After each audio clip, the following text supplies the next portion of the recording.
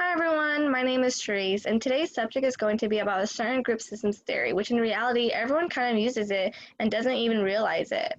So, in order for a group to succeed, everyone has to do their part. Each person has some sort of part in a group, especially where there is one common goal. And within these parts, there are some things we implemented within our activity which led us to this topic. These are all essential building blocks that I'm sure everyone could agree and help aid in the success and connectivity of a group. So we have actually analyzed systems theory and how it contributes to groups. Through participating in our bonding activity, we have gained personal experience regarding the key concepts. So the systems theory is a concept heavily influenced within our activity. After completing it, we actually found that the smaller concepts within it would very much contribute to it. So first, I will be discussing the inputs and its contributions to making our group bonding activity possible. Second, Ashley will cover the throughput process that the group engaged as it brought together the inputs and put them together to get the outputs.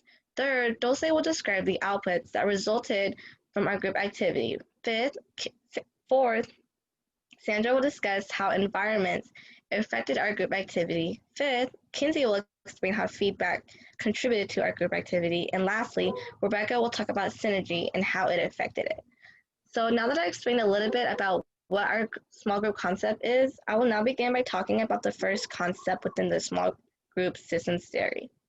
So the first main point would be the inputs. What an input is basically raw materials that we use in our activity, meaning that they are the items, resources, and information found that were used by Schmitz 2012. The first part of actually starting a virtual activity was finding a way to meet up virtually. In the beginning, we went through certain troubles and processes in order to find out how we would complete this. So first, in our group, people different people use different items. So first, there are people who use their phones, people who use laptops, and people who use computers. Everyone used different ones to what they felt comfortable with and what they had. So we kind of all alternated as well, but in all, we all just kind of used what we were comfortable with. The next step to completing this would be the type of virtual communication used for the activity. So we actually had two choices. We had either Zoom or Google Meet. After finding out that Zoom had a certain time limit, we decided to go to Google Meet for our activity, which was pretty good after we used it. The third one would be a certain attitude we brought into our activity, like enthusiasm. We decided to hold a scavenger hunt around 7:30 in the morning. This was something that definitely needed an input, like enthusiasm. In order to have fun during the hunt, we all brought some kind of positive attitude. This would help greatly because not only are we motivated, but we are also enjoying the hunt, increasing our level of bonding. So now that I have talked about the inputs of the activity, I will now have Ashley talk about what exactly happened during our activity. Thanks, Sharice. The first point I want to go over is how roles, rules, and leadership developed and helped delegate. To determine what roles each member would be assigned to, we talked about the different variables of the assignment.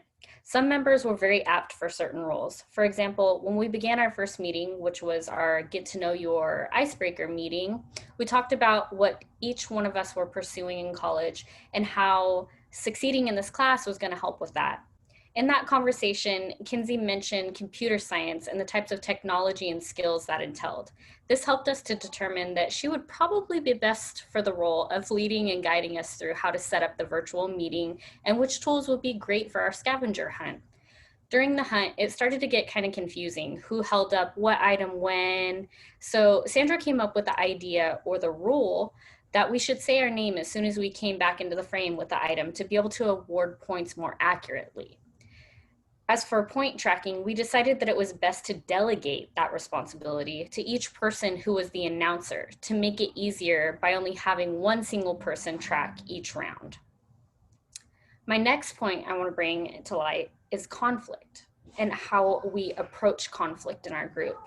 At the very beginning, before we even selected our activity, we established guidelines by communicating what norms are important to each individual.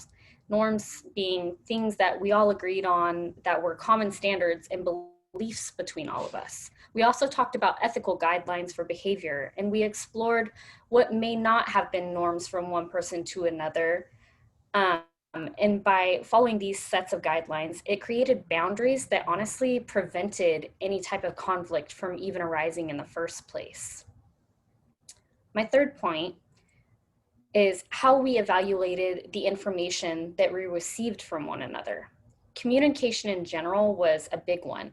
We were able to debate ideas and investigate information. For example, our activity, we chose to do a virtual game, but which kind of game did we want to do? How did we want to bond? We discussed trivia, and then we kind of stumbled upon the scavenger hunt. Then we asked each other if it was something that we would, would it be over fast, or is it something that would take a long time? Would it work out over the virtual platform?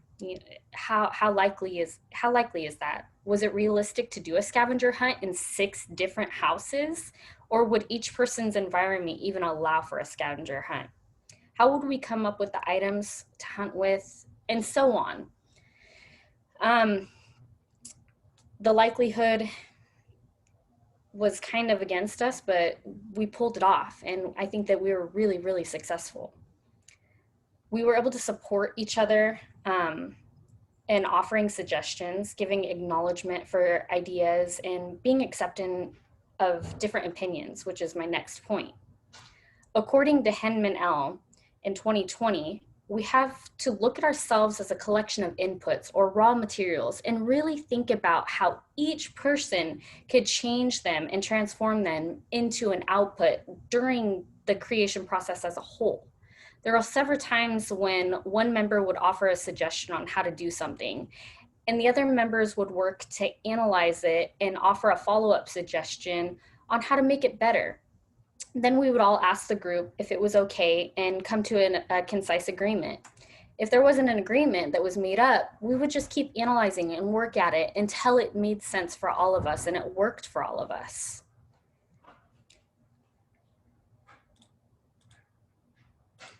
So I think that now would be a great time to have Dulce explain how we transformed our inputs through the throughout process into our outputs. Thank you, Ashley. Our third idea from our systems theory was outputs.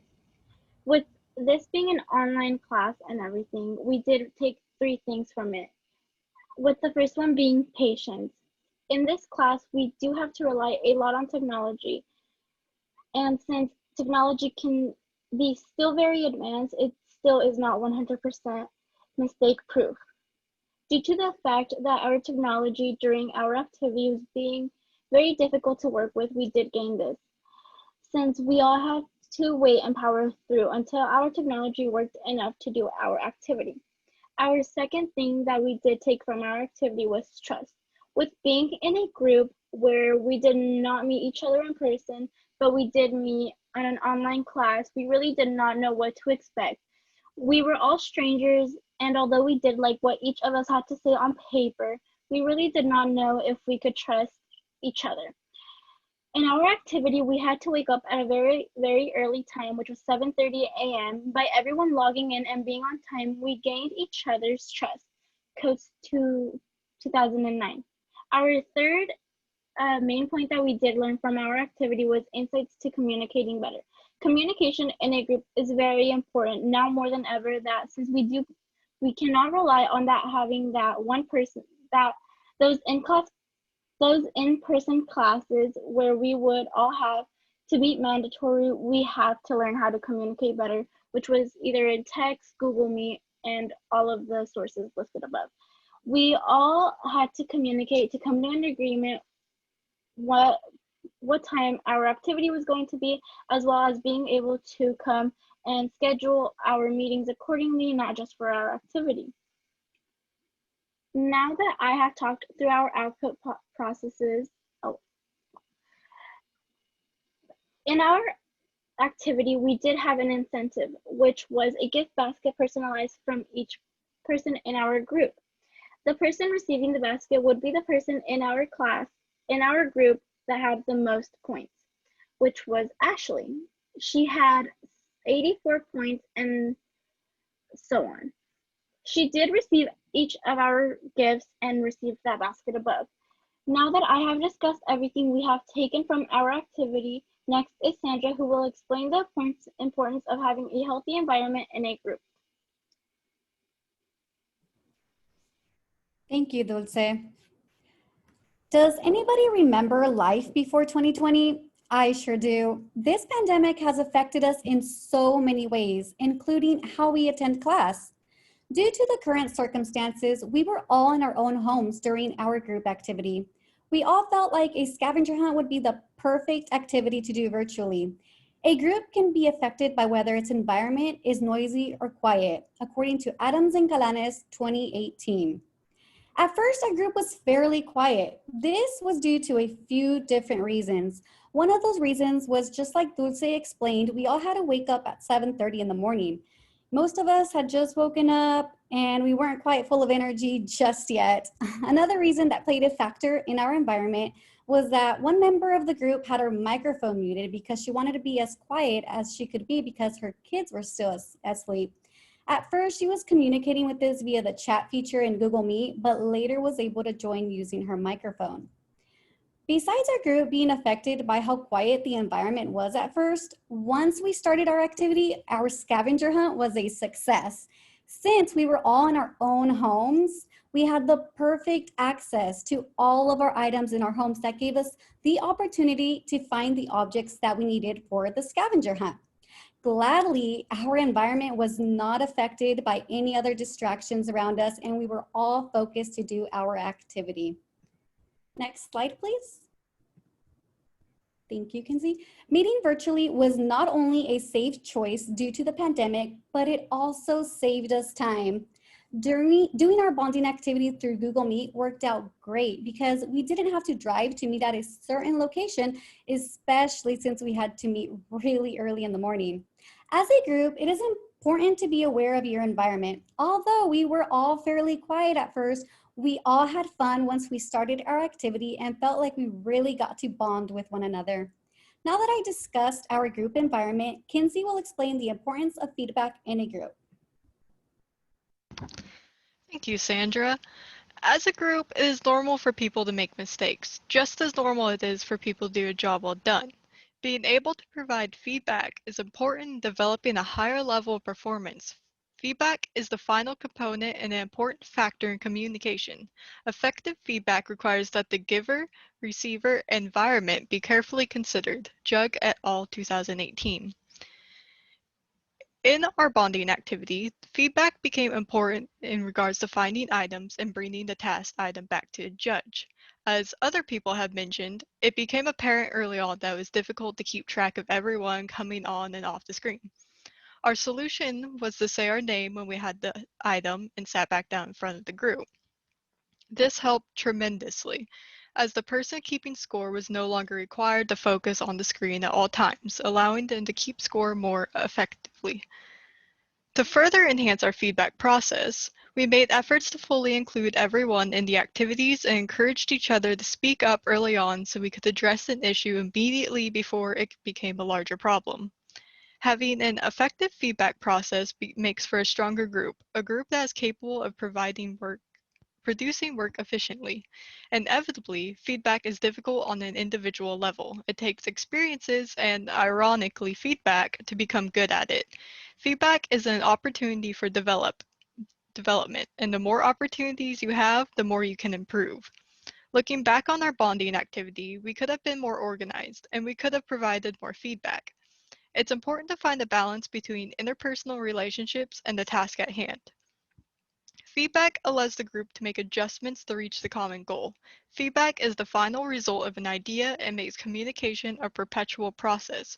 It brings insight to individuals that their group can be greater as a whole than as an individual. Although feedback may be considered the last stop of communication, Rebecca will describe how synergy can truly be the last stop, as it requires groups to abandon their attachments to processes and find better ways of doing things. You, Kenzie. Our group during our bonding activity had positive synergy. We were able to perform well as a group together. A reason why we had positive synergy was that as a group, we had great communication, and that affect our group in a positive way. We were able to communicate with each other to get what we wanted to talk about through. Coming together as a group, we learned that as individuals, we had to do away with the attachments to process we all had to be able to work together as a unit. A couple members of the group has only worked alone, and this would have been their first time together in a group with other people. Working together, we were able to share ideas with what we wanted to do with the bonding activity and decide on the one we liked the most, which was the group scavenger hunt. Another part was how as a group we were able to overcome obstacles that we were facing our virtual scavenger hunt together. One problem we had was with the technology. Some members of the group had trouble with their computers working or showing videos. We then came up with ideas together that we were able to use our phones to do the video call. All in all, synergy is the last part of the systems theory, and that is about making a group successful with working with many different people. From our group's bonding activity, we learn how system theory connects in creating a strong group bond.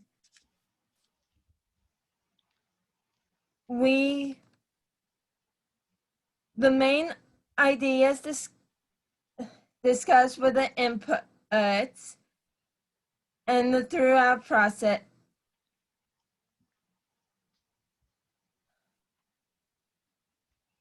And the throughout process during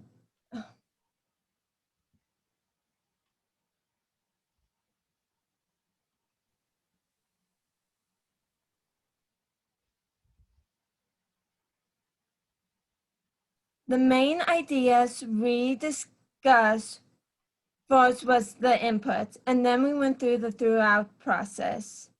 And then we described the outputs, and we described the environments, and it was explained in the feedback.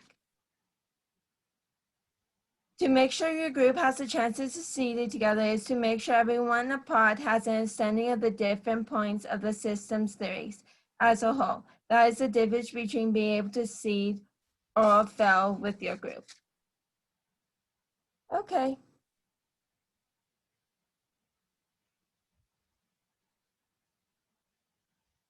I'm done.